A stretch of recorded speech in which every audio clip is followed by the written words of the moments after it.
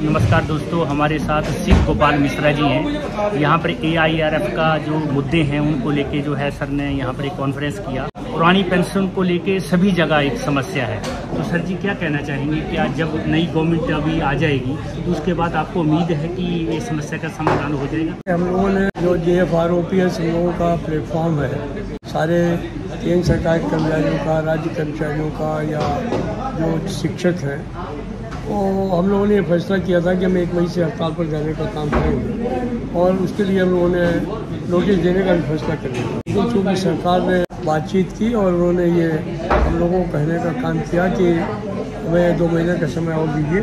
जो कमेटी हमारे finance secretary की अध्यक्षता में बैठी हुई है वो उस पर फैसला कर देगी और उसके बाद नई सरकार भी आ जाएगी।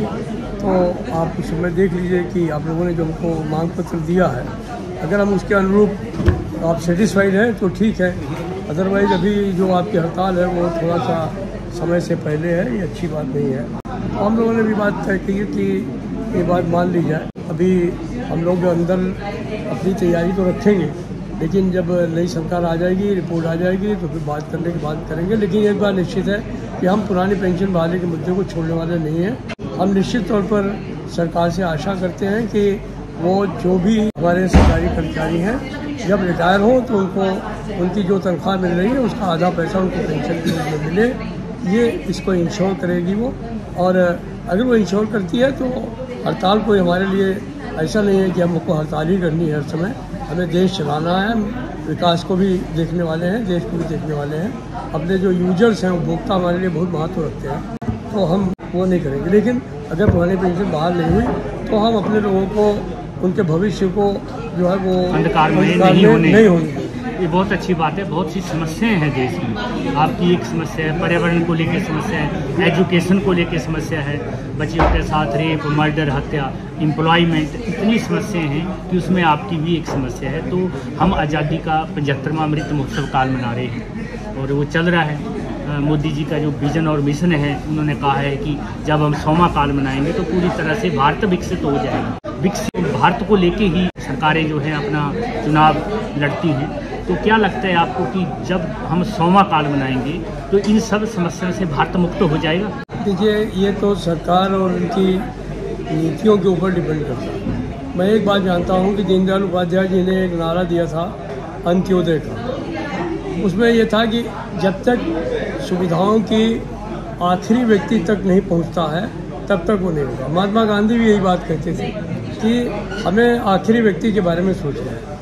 तो वर्तमान सरकार अपनी नीति जब इस तरीके की बनाएगी कि हमें आखिरी व्यक्ति तक पहुंचना है, तभी मैं मानूंगा कि देश विकसित हुआ। खाली कुछ लोग विकसित हो जाएं, कोई जो है वो समाज के कुछ लोग जो हैं करोड़पति, अरबपति और लखपति हो जाएं, उससे काम नहीं चलेगा। तो क्या लगता है हर आपको व्यक्ति जो है वो हो जाए? पिछले 65 साल में जो आपने अभी कहा कि हर व्यक्ति अमीर लगभग होना चाहिए, तो एक तबका अमीर नहीं होना चाहिए, जबकि 2014 से मोदी जी की सरकार है, NDA की सरकार है और वो सक्षम है सब करने में।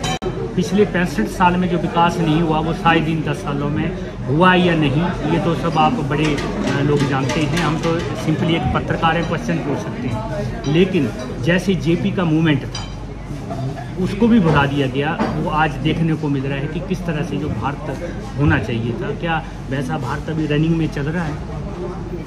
देखिए, मैं एक बात जानता हूँ कि जो पहले सरकारें थीं उन सरकारों ने भी जो विकास के ऊपर उनका होना चाहिए था उन्होंने कोशिश भले की होगी, लेकिन विकास उतना हो नहीं पाया। अभी ये बात तो तय है कि सरकार के समय में जो है वो एक प्रयास हो रहा है कि देश का विकास हो।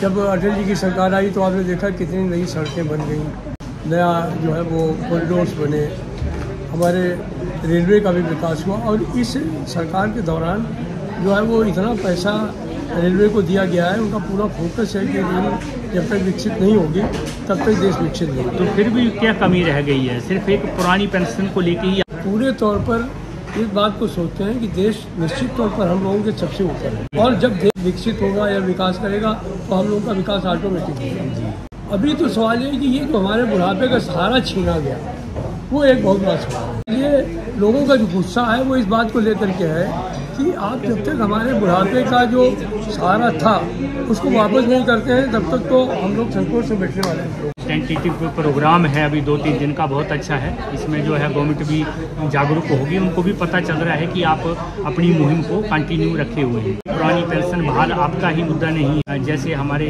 जितने भी फौजी लोग हैं, BSF, CRP, ITBP, CISF, SSB, ये सब भी वो उसी से जूझ रहे हैं। पैरामिलिट्री फोर्स के जो लोग हैं वो हम लोगों के साथ में है, तो वो आंदोलन में भी हमारे साथ जुड़े हुए हैं जो रिटायर्ड साथी। हाँ, तो ये सबका साथ सबका विकास, तो आप साथ में हैं तो कहीं ना कहीं जो है रिजल्ट निकलेगा। तो नमस्कार दोस्तों, AIRF की समस्याओं को लेकर मिश्रा जी जो है वो लगे हुए हैं, वो बहुत बहुत धन्यवाद, थैंक यू वेरी मच।